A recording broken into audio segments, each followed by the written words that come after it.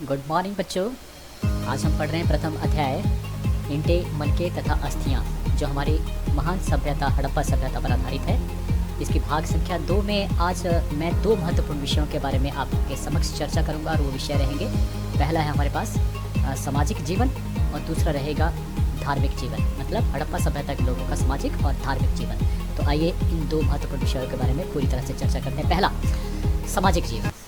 खोजों से मिले अवशेषों, याद रखना, खोजों से मिले, केवल अब तक का जो अनुमानित है सामाजिक जीवन किसी भी तरह का हड़प्पा सभ्यता के बारे में जो हम पढ़ रहे हैं वो केवल खोजों पर आधारित है। जो अवशेष मिले हैं उनसे ही अनुमान हमने लगाया है कि उनका जीवन, सामाजिक जीवन कैसा था, क्योंकि अभी तक इनके द्वारा स्थापित जो लिपि थी, जो उनका लिखने की कला थी, उसको अभी तक नहीं पढ़ा जा सका। इस कारण जो है उनसे अवशेष मिले, उनके आधार पर ही हम जो है उनके जीवन के बारे में पढ़ रहे हैं। तो सामाजिक जीवन कैसा था? प्रगतिशील, याद रखना, प्रगतिशील था और समृद्ध था। कैसे था वो आगे हम पढ़ेंगे। प्रगतिशील और समृद्ध था। इनकी विशेषताएं एक एक करके पढ़ लेते हैं। पहला आता है समाज की रचना कैसे थी। समाज में सबसे छोटी इकाई आता है वो आता है परिवार। देखिए, परिवार जो हमें उपकरण मिले हैं या कोई दूसरी चीज़ें मिले उनके से पता चलता है कि उस समय का जो समाज था वो कैसा था। मातृ प्रधान समाज था। अगर एक मैं आपको उदाहरण दूं कि उस समय सबसे ज़्यादा जिस देवी या देवता की पूजा की जाती थी या जिसकी मूर्तियाँ सबसे ज़्यादा मिली है वो है मातृ देवी की। तो माता को जो है ज़्यादा पूजा जाए, इसलिए ये एक अनुमान जो है वो कहा किस तरफ इंडिकेट करता है कि कहीं ना कहीं परिवार में माता का स्थान भी बहुत इंपॉर्टेंट था। तो इसलिए मातृ प्रधान जो है समाज हुआ करता था। आज से विपरीत आज जो है कैसा है, पितृ प्रधान समाज है, जहाँ पिता मुखिया होता है और पुत्र का होना अनिवार्य माना जाता है। लेकिन उस समय कैसा था, मातृ प्रधान, और उसमें पुत्री का होना अनिवार्य माना जाता था। तो ये समाज उस समय हुआ करता था। और समाज का जो वर्ग था वो 3 तरह के वर्ग उसमें जो हो प्राप्त थे। ये अनुमानित है कि उसमें विशिष्ट वर्ग भी होगा, मध्यम वर्ग भी होगा और कमजोर वर्ग भी होगा।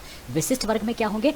पुरोहित और प्रशासनिक अधिकारी। देखिए, प्रशासनिक अधिकारियों को हमारे पास इस प्रकार का कोई लिखा जोखा नहीं है क्योंकि लिपि को पढ़ा नहीं गया है। लेकिन कहीं ना कहीं जो व्यवस्था है जिसके बारे में हमने पहले पार्ट में पढ़ा था, बहुत बड़े बड़े नगर मिले हैं।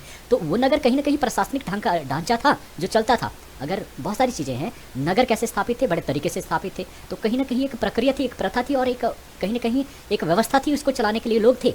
अगर बाट का देखें, आपको पता है कि चौहनों में बाट बनाने का कारखाना था और वही बाट हर जगह मिले हैं।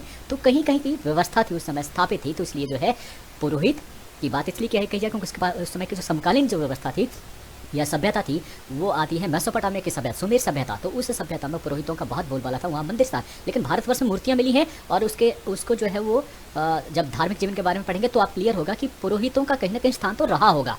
लेकिन हम ये अनुमानित है, ना कि पूरी तरह से हमें कह सकते हैं कि ऐसा था। तो विशिष्ट वर्ग में कैसे आते थे? प्रशासनिक अधिकारी और पुरोहित वर्ग। ठीक है जी। फिर दूसरा आता है वो है मध्यम वर्ग, मध्यम बीच वाला, व्यापारी वर्ग, कारीगर, शिक्षक और किसान वर्ग। देखिए, व्यापारी जो व्यापार करते थे, कारीगर जो काम करते थे विभिन्न तरह का कपड़ा बनाना, दूसरा शिक्षक को भी स्थान जो प्राप्त था, और किसान, क्योंकि किसान समृद्ध था, व्यापार लोग करते थे, इससे जो किसान की जो चीज़ें थी वो महंगे दामों पर जाती थी, उनके पास पैसा आता था। इस प्रकार से ये मध्यम वर्ग में आते थे। और कमजोर वर्ग कौन था? एक था मजदूर वर्ग, जिसके पास कोई जमीन ज़्यादा नहीं थी, वो दूसरों के खेतों पर काम करने के लिए जाता था, दिहाड़ी लगाता था। और एक होते थे दास, जिनको खरीद लिया जाता था और वो पूरी तरह से उनका ही कार्य करते थे। तो ये 2 जो है कमजोर वर्ग में आते थे। ये पढ़ा हमने समाज के बारे में। फिर आता है भोजन। हड़प्पा कालीन जो लोग थे दोनों तरह का, शाकाहारी और मांसाहारी, जैसे आज स्थापित है वैसे ही भोजन किया करते थे। लेकिन उनकी जो मुख्य जो फसलें हुआ करती थी वो गेहूं और जौ हुआ करती थी। इसके अलावा खजूर की गुठलियाँ, अन्य अवशेषों से स्पष्ट होता है कि वे फलों का भी, तरकारियों का भी इस्तेमाल करते थे अपने जीवन में। और दूध की जो विभिन्न जो चीज़ें बनती हैं, जैसे में दही है, पनीर है, कोई दूसरी चीज़ें हैं, उनका इस्तेमाल, घी का इस्तेमाल हुआ करता था। वे गाय, सुअर, भेड़, मुर्गे, मछली और अंडे आदि का इस्तेमाल भी करते थे। खुदाई में रोटी बनाने के सांचे भी मिले हैं और उनसे अनुमान लगाया जाता है कि कहीं ना कहीं एक मिष्ठान बनाने का पुष्टि भी उस समय हुई है इन बर्तनों के मिलने से। तो ये रहा उनका भोजन। फिर वेशभूषा। हड़प्पा कालीन जो लोग थे वो दोनों ही तरह का, चाहे सूती हो चाहे ऊनी वस्त्र हो, लेकिन ये इस पर आधारित था कि अमीर है या गरीब है, उसी प्रकार से वस्त्र वो पहनता था। स्त्रियाँ निचले हिस्से में लहंगा, देखिए आज लहंगा बहुत प्रचलित है, तो उस समय लहंगा पहनती थी स्त्रियां और ऊपर वाले हिस्से के ऊपर चादर ओढ़ती थी। और इस प्रकार से जो पुरुष होते थे नीचे जो धोती पहनते थे और ऊपर जो है चादर पहनते थे या शॉल ओढ़ते थे। हड़प्पा सभ्यता की खुदाई में हमें अनेक तकले मिले हैं, तकले जिससे जो है ऊन काटी जाती थी, धागा बनाया जाता था, और सुइयां जिससे सिलते होंगे। देखिए, ये मूर्ति उस समय की मिली है। देखिए, इससे बहुत सारी चीज़ें अनुमानित होती है। एक तो चादर के ऊपर कितनी सुंदर जो है वो फूल बनाए गए हैं कढ़ाई करके, है ना, उभरा हुआ है। तो और कितने वैज्ञानिक तरीके से, देखिए पूरी सोच पूरा बराबर जो है, कहीं भी आपको लगेगा कि कहीं बिल्कुल बराबर के जो है। तो इस प्रकार से हमें कहें कि ये सभ्यता अपने आप तौर पर एक बहुत बड़ी विकसित सभ्यता जो उस समय रही होंगी, सोच से भी और कार्यों से भी। यहाँ देखेंगे एक आभूषण उन्होंने पहना है इसके ऊपर, जिस प्रकार से आज जो है लड़कियों को जो इस प्रकार से पहना, अमीर जो लोग होते हैं इस प्रकार आभूषण बनाते हैं। तो ये उस समय के पुरुष भी जो है आभूषण पहनते थे, इतने शौकीन थे।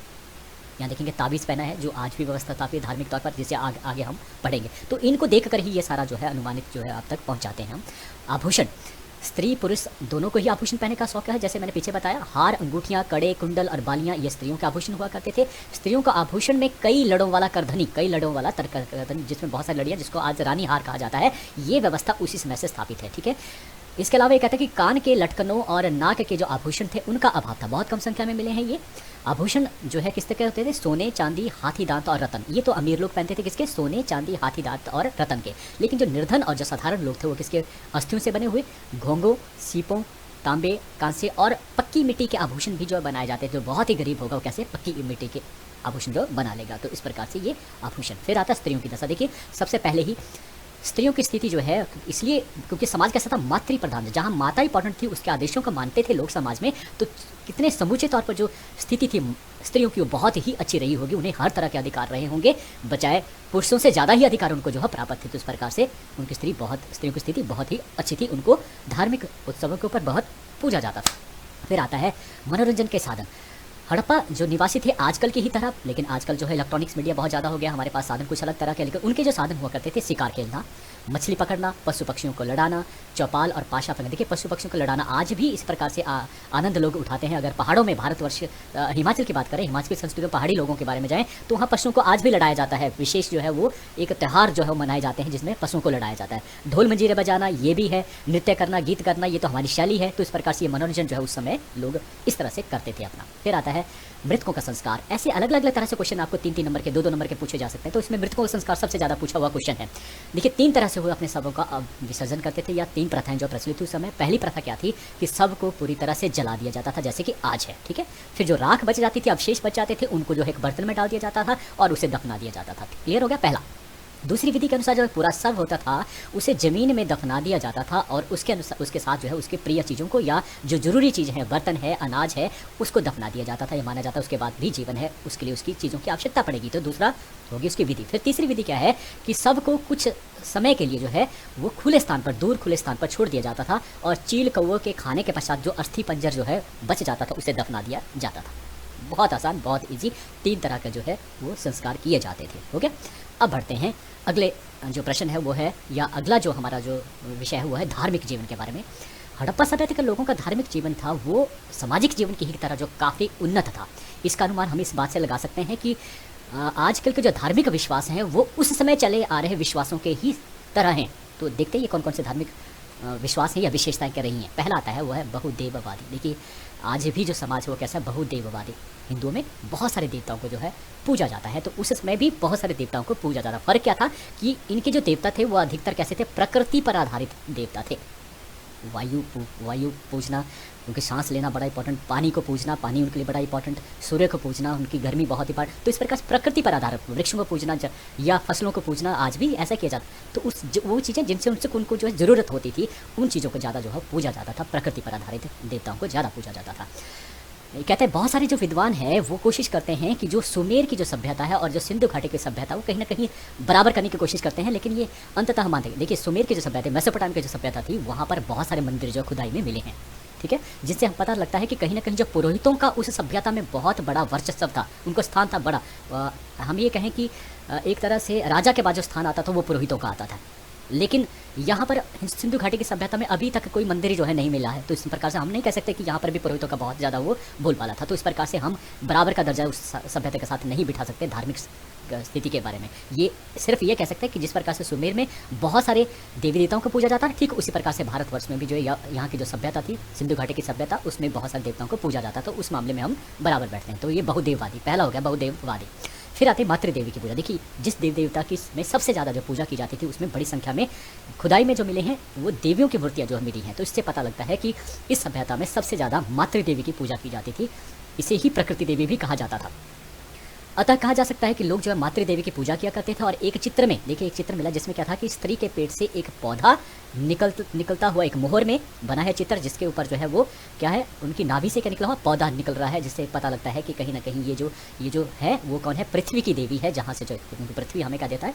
वो पेड़ पौधे देता है, जिससे हमें जो है, जिस पर हमारा जीवन जो आधारित रहता है। तो इस प्रकार से ये इनको आधारित जो है, इससे पता लगता है कि ये जो मूर्ति है ये किसकी है? मातृदेवी की जो है वो मूर्ति है। और इस प्रकार से एक और उदाहरण ही दे रहा है कि कई मूर्तियों पर जो धोनी के धब्बे भी मिले। धोनी होता है धूप के, जो धूप का जब जलता है तो धुआं निकलता है और उससे जो मूर्ति है उसके ऊपर काला सा जम जाता है, तो उसके धोनी के जो धब्बे हैं वो भी मिले हैं। तो जो ये अनुमान लगा सकते हैं, क्यों? क्योंकि कहीं ना कहीं ये जो प्रथा है धोनी करना या धूप जलाना, ये वहाँ से स्थापित है। तो धूप, दीप अथवा तेल या घी के जो दिए जलाए जाते हैं वो व्यवस्था कब से स्थापित है? हमारी हड़प्पा सभ्यता से। तो इस प्रकार से ये दूसरा जो है इसकी विशेषता आ गई। फिर तीसरी विशेषता शिव पूजा। देखिए शिव को भी उसी समय से पूजा जाता है, ये बड़ी बात है। आज के देवी देवताओं में केवल शिव वो देवता है जिनकी पूजा कहाँ से की जाती है? हड़प्पा सभ्यता से की जाती है। देखिए अनुमान कहाँ से लगाते हैं? मोहनजोदड़ो में एक मोहर मिली है जो ये है स्थापित। इस मोहनजोदड़ो की इस देखेंगे मूर्ति में आप, या जो बैठे हैं योगी की मुद्रा में, ये योगी की मुद्रा में है और ऊपर मुकुट पहना है, 2 सिंह वाला मुकुट पहना है, 3 इनके मुख हैं, 1, 2 और 3 मुख हैं, ठीक है। इसके दाईं और बाईं तरफ जो 2 जो बड़े, एक यहाँ पर बताया गया हाथी और यहाँ पर सिंह बताया गया है। यहाँ पर जो है वो आपका जो है सांड बताया गया है, ये गैंडा बताया गया है, ये बाईं तरफ बताया गया है और नीचे 2 हिरण जो दिखाए गए हैं, है ना। तो इस प्रकार से ये जो बोलते हैं इतिहासकार कि ये योगी जो कोई और नहीं है, ये शिव है। तो इस प्रकार जो शिव की जो पूजा है वो उस समय से की जाती है कि दूसरे प्रमुख देवता। फिर आता है कि उस समय लिंग और योनि की पूजा भी की जाती है, जो आज भी प्रचलित है। शिवलिंग को देखो बहुत ज़्यादा पूजा जाता है। योनि को अगर आपने देखना हो तो आप कहीं भी मंदिर में जाइए, वहाँ जो हवन कुंड बना होता है वहाँ पर योनि बनाई जाती है और वहीं पर आहुति जो दी जाती है, क्योंकि हमारा सभी का जीवन जो योनि से ही प्रारंभ हुआ है, वहीं से हम निकले हैं, तो इसलिए उसको भी पूजा जाता है। तो इस प्रकार से ये जो व्यवस्था है लिंग को पूजना और योनि को पूजा जाना, ये उस समय ही से ही प्रचलित हड़प्पा सभ्यता। इसके द्वारा जो ईश्वर की सृजनात्मक शक्ति के प्रति वे अपनी आराधना को, भावना को जो है वो प्रदर्शित करते हैं कि हम इसको रिस्पेक्ट देते हैं, आदर करते हैं, सम्मान देते हैं, पूजा करते हैं। फिर आता है 5वां वृक्ष पूजा। सिंधु निवासी वृक्षों की भी पूजा करते थे। खुदाई से वृक्षों से अनेक चित्र मोहरों पर अंकित मिले हैं और एक मोहर पर जो मोहजोड़ों से पाई गई है 2 जुड़वा वृक्षों के सिरों पर पीपल की पत्तियां दिखाई गई हैं। एक अन्य मोहर में भी पीपल की डाली के बीच एक देवता का चित्र है और इससे स्पष्ट है कि लोग अधिकतर पीपल वृक्ष की पूजा करते थे। आज भी ये स्थापित है। इसके कारण 2 सबसे इंपॉर्टेंट है, एक तो ये छांव बहुत अच्छी देता है और दूसरा ये मानते हैं कि इसकी ऑक्सीजन जो लेवल है बहुत ज़्यादा होता है। लोग यहाँ इसके नीचे बैठे हैं तो वो अपने आप को तरोताज़ा महसूस करता है, इसलिए जो हमारे ऋषि मुनि थे वो इस वृक्ष के नीचे बैठकर तपस्या करते थे। तो ये इंपॉर्टेंट है, हड़प्पा सभ्यता से ही जो है वो ये व्यवस्था स्थापित है। फिर आता है पशु पूजा। वृक्ष की पूजा के अतिरिक्त सिंधु निवासी विभिन्न पशुओं की भी पूजा करते थे। खुदाई में मोहरों पर इन पशुओं के चित्र मिले हैं, साथ ही साथ इनकी मूर्तियाँ भी प्राप्त हुई है। मानव एवं पशुओं की आकृतियों का जो सम्मिश्रण भी मिला है, जिस प्रकार से नरसिंह की बात करते हैं, आधा नर आधा सिंह, ऐसा जो सम्मिश्रण भी जो है वो प्राप्त उस समय हुआ है, जो प्रतीक के तौर पर जो है अपने दैवी अंश के तौर पर जो है वो मानते थे कि कहीं कहीं देवता का निवास इन पशुओं में है और इसलिए उनकी पूजा की जाती थी। कुछ पशुओं को देवता का वाहन भी समझा जाता है, जिस प्रकार से आज जो है वो अगर चूहे की बात करें किसका वाहन है, वो गणेश के वाहन है। तो वैसे ही उस समय गणेश नहीं आए थे या केवल शिव को पूजा जाता। तो इस प्रकार से देवता जो उनके अपने देवता थे, प्रकृति पर आधारित जो देवता थे, उनके वाहन के तौर पर जो वो समझा जाता था। प्रमुख कुब्बड़ वाला जो सांड था उसकी बहुत पूजा की जाती थी। सांड के अतिरिक्त भैंसा, बैल, गेंडा और नाग पूजा, इनकी नाग पूजा देखिए आज भी प्रचलित है।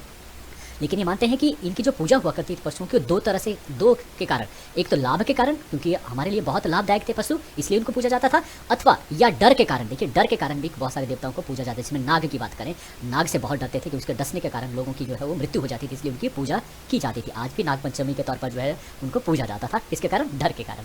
तो ये पशु पूजा, ठीक है, छठा। फिर उसके बाद बात करते हैं 7वां है जल और प्रतीक की पूजा। वो बिल्कुल ईजी है, बिल्कुल आसान है, आराम से पढ़ना है आपने। जल की पूजा देखिए इसका साक्ष्य कहाँ से मिला है? विशाल स्नानागार कहाँ मिला है? मोहजोड़ों से। और ये विशाल स्नानागार का क्या इसलिए बनाया होगा कि 2 आदमी थे, को अमीर आदमी उन्होंने अपने लिए बनाया? बिल्कुल भी नहीं। उस समय इसलिए बनाया क्योंकि हजारों जो लोग जहाँ उस समाज में रहते थे वो कहीं खास मौके के ऊपर खास दिन जो है वहाँ पर नहाने के लिए आते होंगे, जब बस संभवतः वो कोई धार्मिक दिन रहा होगा, रहता होगा। तो इस प्रकार से ये जो विश्वास था कि जल की पूजा करना जो है, जल को बड़ा अच्छा मानते थे। तो इस प्रकार से जल पूजा आज भी देखिए सुबह उठकर जो है वो जल जो है वो अर्घ किया जाता है सूर्य देवता को। तो इस प्रकार से जल की पूजा उस समय से प्रचलित है। फिर दूसरा जो है था प्रतीक के तौर पर। देखिए कोई चीज़ को हम जो है, जैसे यहाँ पर देखिए स्वास्तिक का निशान, ये मोहर जो कहाँ से मिली है? ये भी हड़प्पा सभ्यता की ही मोहर है और ये प्रतीक जो है आज भी प्रचलित है। किसी भी कृत्य में देखिए, आप घर की प्रतिष्ठा करनी हो या विवाह करना, कुछ भी, आप ये प्रतीक हर जगह जो हो आपको मिला। दिवाली के टाइम पे हम बहुत सारा इस प्रतीक का इस्तेमाल जो अपने आंगन में सजाने के लिए किया था। तो ये प्रतीक जो है देवी देवता का स्वरूप मानकर जो है इसको प्रतीक को भी पूजा जाता था उस समय। तो ये पढ़ा हमने 7वां जल और प्रतीक पूजा। 8वां अब अन्य जो धार्मिक, इसके अलावा भी धार्मिक विश्वास उनके हुआ करते थे उनके बारे में। तो ये कहता है पूजा पद्धति का ठीक तरह से हमें बिल्कुल पता नहीं, अनुमानित है सबके सब। लोथल, कालीबंगन, बनावली से बड़ी संख्या में हमें हवन कुंड मिले हैं, जो बताते हैं कि हवन कुंड जो है होते थे और उनकी पूजा करते थे। ठीक है, फिर धार्मिक अवसरों पर जो है गान बजान, नृत्य आदि का भी प्रचलन था। संभवतः सिंधु निवासी भी मृत्यु उपरांत जीवन में विश्वास रखते थे, जिसकी बात हमने जो है संस्कारों में कर दी है कि मृत्यु उपरांत का जीवन भी हुआ करता था लोगों का, इसलिए जो है वो ये विश्वास भी उनमें प्रचलित था। परंतु यह धारणा उतनी प्रबल नहीं है जितनी कि मिस्र में पाई जाती है। मिस्र में क्या हर व्यक्ति को दफनाया जाता, उसके साथ बहुत सी चीज़ों को दफना लिया जाता था, इसलिए आने वाले जीवन में कि मरने के बाद भी उसका जीवन है, इसलिए उन चीज़ों को दफना दिया जाता था। तो ये जो भावना थी ये हड़प्पा में कम प्रचलित है, क्योंकि बहुत कम लोगों को दफनाया जाता था इस तरह से, और लेकिन मिस्र में हर व्यक्ति को इसी तरह से दफनाया जाता था। तो वहाँ पर ये भावना जो थी बहुत प्रचलित थी। अंधविश्वास बहुत ज़्यादा प्रचलित थे हड़प्पा सभ्यता में। ये जो हमने पढ़ा अन्य धार्मिक प्रथाओं के बारे में। तो इस प्रकार से दो हमारे विषय खत्म हो जाते हैं, सामाजिक और धार्मिक जीवन। देखिए इसी संदर्भ में दो महत्वपूर्ण प्रश्न आपसे जो है पूछे जा सकते हैं। एक है आपका हड़प्पा सभ्यता का सामाजिक जीवन की मुख्य विशेषताओं का वर्णन कीजिए, इंपॉर्टेंट है। और दूसरा क्वेश्चन है हड़प्पा सभ्यता का धार्मिक जीवन की मुख्य विशेषताओं का वर्णन करें। अब इसके अलावा अगर मैं एक एक करके इसके तोड़ दूँ, इसके एक एक पार्ट, एक विशेषताओं को अलग अलग से दो नंबर के पूछे जा सकते हैं। तो कितने, देखिए हमने सामाजिक जीवन को 8 पॉइंट पढ़ने, इसी तरह से 8 पॉइंट धार्मिक जीवन, तो कितने 16 क्वेश्चन बन गए आपके। तो इस तरह से हमने इसको पढ़ने के पश्चात अब कहीं से भी छोटे क्वेश्चन, बड़े अगर आपको याद हैं तो छोटे क्वेश्चन आपके कहीं से भी बन जाते हैं। तो मैं समझता हूँ कि आपने मुझे बड़े ध्यान से सुना होगा आज, तो आप कहीं से प्रश्न पूछें तो हो जाएंगे। अब हमें भारत की नागरिक होने पर जो है बहुत गर्व है, क्योंकि हमारे देश की सभ्यता विश्व की सभी सभ्यताओं से प्राचीन है।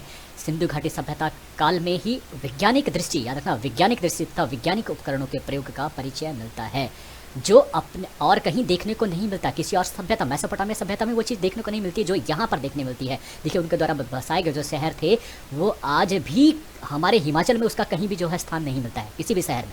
आप शिमला चले जाइए, मंडी चले जाइए, कहीं भी इस प्रकार का मुश्किल है गलियों में जाना।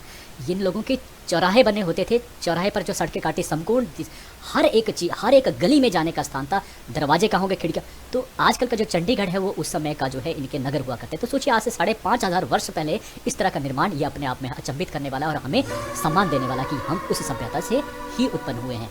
तो आइए सब मिलकर भारत की इस सभ्यता को अपने प्रेम, सद्भावना, ईमानदारी और मेहनत से और भी महान बनाएं, ताकि हमारी आने वाली पीढ़ियां भी हम पर नाच कर सकें। आज फिर से आपने मुझे बड़े ध्यान से सुना होगा, उसके लिए आप सबका बहुत बहुत धन्यवाद। Thank you.